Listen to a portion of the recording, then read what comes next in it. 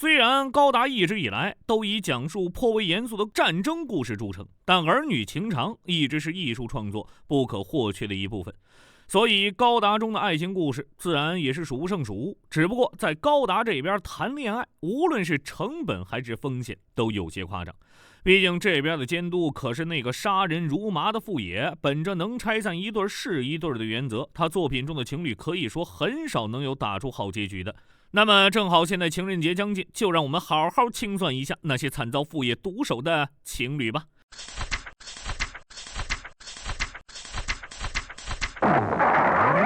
首先要说富野笔下头号苦命鸳鸯，个人其实很想提名0079里阿姆罗的熟女控触发器马基路达以及他的未婚夫伍迪。说起这俩人，不得不佩服他们艺高人胆大，敢在富野的作品里立下打完这场仗我们就去结婚吧这样的经典死亡 flag， 那富野自然是满足了他们。马基路达的死毫无疑问是0079中期让人印象最深刻的情节。对于当时还是孤僻小鬼的阿姆罗来说，马基路达为他开启了熟女控这个新世界的大门。然后马基路达就驾驶着运输机，在与黑色3连星的战斗中帮阿姆罗挡下了大魔的一击，死在了情窦初开的阿姆罗面前，让0079这部动画免于陷入主角创业未半而中道崩殂的尴尬境地。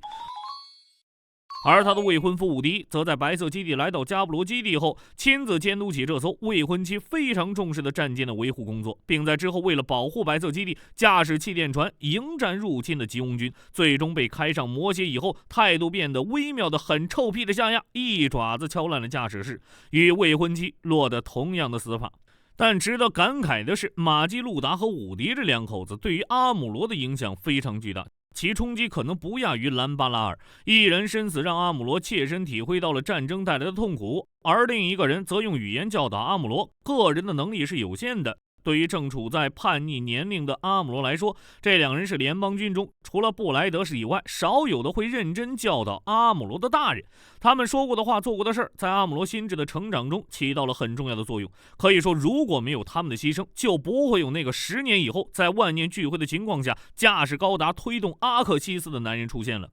如果说马基路达和伍迪的死推动了阿姆罗的成长，那么推动凯西丁成长的就是另一个女孩了。在白色要塞停靠在贝尔法斯的基地时，凯耶曾想离开军队，之后他遇到了被迫当上吉翁间谍的女孩米海尔，相遇后找到了自己的价值，回到了白色要塞。然而米海尔却在与凯耶一起出击的途中，以一种极其戏剧性的方式被甩出了运输机，落入大海。如果说此事前的凯爷身上脾气还比较重的话，经历此事后他就变得成熟起来了。说句题外话，贝尔法斯特的几话当年带给我的冲击异常之大，初次体验富野这种轻描淡写干掉登场角色的演出风格时的感觉，除了冷汗直流以外，我大概也想不出其他词儿来形容了。当然除了主角这边，敌方也有不少惨遭光头摧残的例子。0079里比较典型的就是兰巴拉尔和他的未婚妻哈蒙。虽然拉尔这时早就一副大叔相了，和看起来还比较年轻的哈蒙站在一起，总感觉透露着一丝的犯罪气息。不过他们的感情还是非常真实的。拉尔死后，哈蒙没有选择逃走，而是率领残部对白色基地发动了自杀式突袭。实际上哈蒙几乎已经得手了，只不过最后关头中了龙中尉驾驶的核心战机，两人一同身亡。差不多遭遇的还有日后的布莱德夫人米莱与白色基地的史列加中尉互生好感，结果转眼的功夫，史列加中尉便在所罗门牺牲，光头的情侣击杀战机再次喜加一。不过好在米莱身边确实不缺男人，一个史列加倒下了，但替补席上的还有布莱德跟未婚夫卡姆兰正在热身，并且富野对这3人难得展现了一丝温柔，下手远不如上面提到的几对那般心狠手辣。实际上在整个高达系列里，米莱也是相当幸福的女人。除去阵亡的史列加，她一生中也还是遇到了2个真心爱她的男人。布莱德与她在1年战争中一起出生入死，而前夫哥卡姆兰也是一位神人。他在0079最后选择了放手，并在逆袭的夏亚里立下大功，将夏亚与联邦高层暗中谈判的消息告诉布莱德。后来甚至以会计的身份，冒着终身监禁的风险，帮隆德贝尔搞来了一批核弹，理由依然是想要保护米莱居住的地球。如果这个故事有什么缺憾的话，那可能就是米莱与布莱德在最后还要经历哈萨维的事情了吧。0079完结后，富野在后续的作品里依然是稳定发挥，尤其是结局极其惨烈的 Zeta 高达。Zeta 高达里的情侣阵亡率几乎高到了谈恋爱等于必死的程度。首先是卡妙与凤之间疆域短暂但进展迅速，以新人类和强化人特有的电波对话，短时间就把车开上了恋爱的高速公路，然后这段感情就被光头无情掐灭了。凤死于乞力马扎罗，给卡缪的心中留下了深深的伤痕。而另一边，提坦斯特的幻之坠击王杰利德也不遑多让，和他关系走得比较近的女性都先后死在卡缪手中。在自己重视的人都倒在对方手上的同时，本就形同水火的两人仇恨亦逐步加深。最终在格里普斯战役的最后阶段，杰利特被卡缪所杀，才算结束了这悲剧的宿命。女性角色更是尸横遍野，这边艾玛中尉和艾姆他的汉肯舰长两人在最后决战中双双阵亡，那边缺爱的雷科亚向夏亚寻求情感上的慰藉，然而科瓦特罗大卫时期的夏亚心里装的恐怕都是阿姆罗和卡缪，所以雷科亚的感情遭到了拒绝，因此被提坦斯的人情男魅魔希洛克吸引，最后成为希洛克手下的棋子，在战场上被艾玛杀死，死前留下了一句：男たちは戦いばかりで女を道具に使うことしか思いつかない。もしくは女を恥ずかしめることしか知らないのよ。至于希洛克的另一位受害者莎拉，他诈想潜入阿加玛，利用个人魅力将卡缪和卡兹耍得团团转，险些成功炸毁亚加玛，最后却因为对卡缪的担忧而功败垂成。为了保护希洛克而被卡兹击坠，卡兹误杀心爱女孩的经历也算完成了0079到 Zeta 的某种奇怪传承。当然了，他自己也在决战开始时就坠机身亡。甚至在最后，卡缪要为希洛克西瓜冰时，卡兹还显灵混入了被卡缪召唤的女鬼之中，拽走了莎拉的鬼魂，还讲了句听起来非常地狱的台词儿。这恶魔般的地狱，只能说还是光头会玩啊！如果说有哪些例外的话，可能就是已经在地球被联邦软禁成油腻中年男的阿姆罗，倒是在 Zeta 高达里正经谈起了恋爱，甚至在贝托蒂家的子嗣版本里，还和贝托蒂家有了个孩子。而一路陪伴卡缪的花园丽，也在熬死一波又一波对卡缪投怀送抱的情敌后，取得了最终大胜利。富野也算是用实际案例告诉观众，青梅竹马也是可以战胜天降系的。至于 Zeta 高达为何会呈现出这样凄惨的局面，个人觉得可能还是因为 Zeta 高达本身讲述的就是一个人们在缺少爱的世界里追寻爱，并为了爱而奋战的故事吧。之后逆袭的夏亚虽然主线一直围绕着阿姆罗和夏亚的激情故事，但富野也没落下自己这门传统手艺。先是丘尼出于对夏亚的竞争心理而追求奎斯，结果在与阿姆罗的战斗中留下一句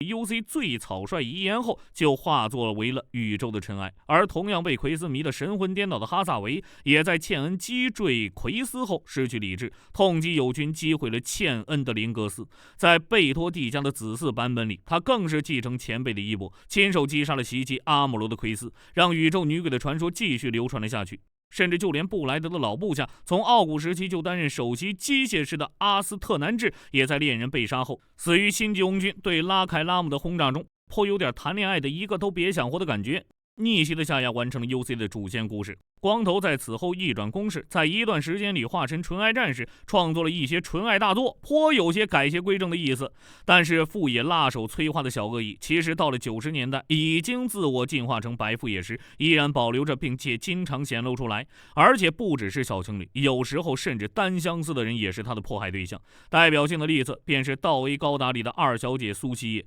二小姐虽然一直对罗兰有意思，但是我本将心向明月，奈何明月照沟渠。她的别扭性格加上罗兰对她也没有那方面的意思，因此她最终选择嫁给了民兵团的甲帮。但不知为何，二小姐的故事中，白富也杀心渐起，安排民兵团挖出了底下埋藏的核弹，最终甲帮死于因此引起的核爆之中。二小姐刚定下婚约就跳级成了寡妇，之后跟着罗兰从地球到月球再回到地球，但是最终除了黄金之秋中的一吻以外，什么也没有得到。如果当时有如今党争恋爱动画里败犬这个词儿的话，恐怕二小姐就是最好的代言人了。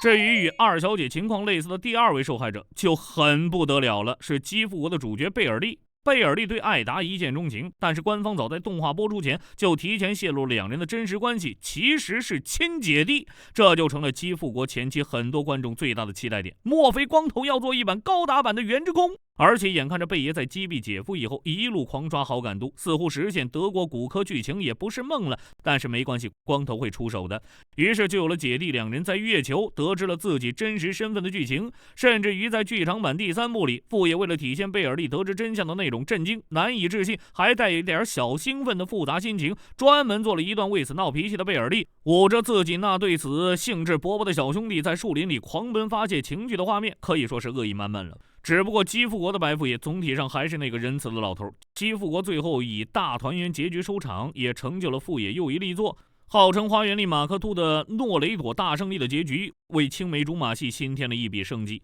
当然了，迫害单相思少年少女倒也不是他刚刚萌生的兴趣。严格来说，最初的受害者可能是0079里的弗劳波。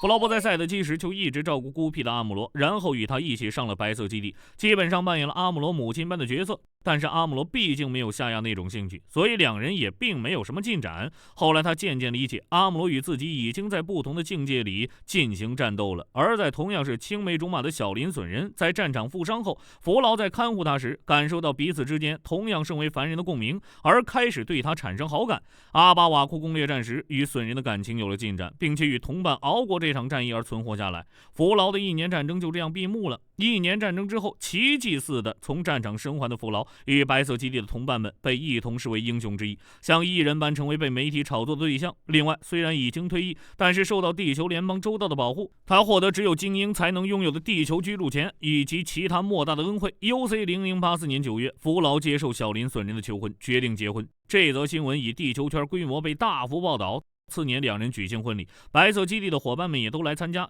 结婚后的两人将卡兹、列兹、吉卡3人收为养子，组成了幸福的家庭。但是这个幸福只是在被提坦斯操控的地球联邦军监视之下，局限在小庭院中而已。就在这样的环境下，弗劳怀上了隼人的孩子。但是事情到这一步时，显然已经触发到父爷的杀戮开关了。于是格里普斯战役中，他的养子卡兹先一步战死于格里普斯战役，而丈夫小林隼人也在第一次新吉翁战争中，哈曼将殖民卫星坠落在都柏林时，为了掩护劫夺而死。战争再次夺走了弗劳重要的东西，只留下他在悲伤中抚养3个孩子。说了这么多，其实一方面是吐槽父爷杀人如麻，不过另一方面也正因为父爷确实擅长利用这种摧毁美好事物的手法，为观众制造冲击，让观众与动画里的人物共情。这种处理方法也影响了日后的高达系列，虽然后续作品比起父爷来说要收敛不少，不过类似的桥段依然不可或缺。您觉得高达系列最惨的情侣是哪一对呢？欢迎在评论区中留言讨论。那本期视频内容就到这里，我们下期视频再见。